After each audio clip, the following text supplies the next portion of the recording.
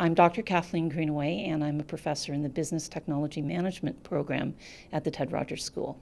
I think what's really important is to understand that your university experience is more than just taking courses and doing assignments and surviving the experience. It is also about creating a whole person.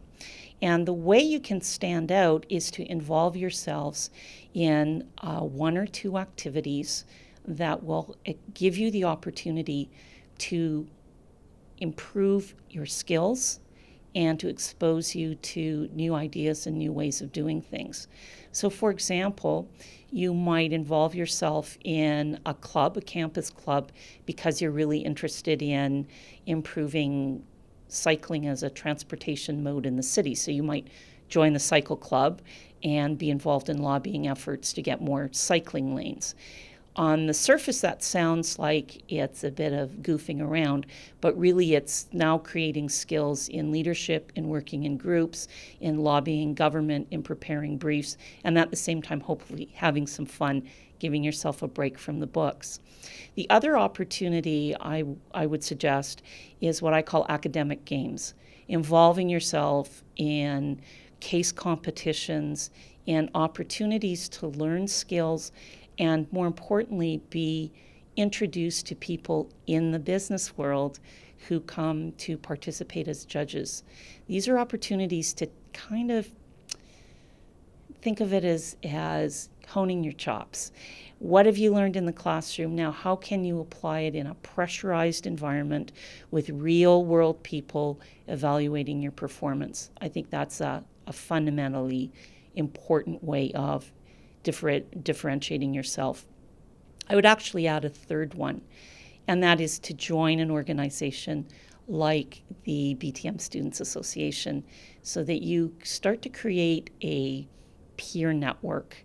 These are people that you not only will study with, but hopefully they will become friends and colleagues and a network for you as you move from Ryerson into the work world.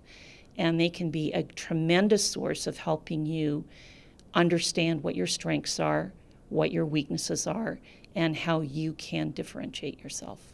Students interested in entrepreneurship should consider pursuing a minor in entrepreneurial studies here at the Ted Rogers School. It's a really great program. But if your interests go beyond just the book learning, either open a business or hook up with an entrepreneur and learn how to do it. I'm not as convinced as some that there is this big generation gap. Of course, employers are going to be older than new graduates. My first employers were older than me when I was a new graduate. I think what is the bigger gap, if I can use that expression, is the difference among organizations. A bank is going to be very different from a telecom, from an internet startup, from a marketing firm.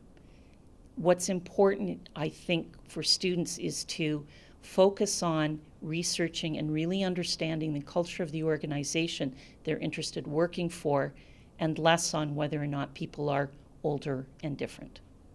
New graduates should focus on a few key areas. First of all, be persistent. Understand that it may take a little extra effort for you to complete tasks because you're new. That's okay, forgive yourself. We were all new at some point. But also be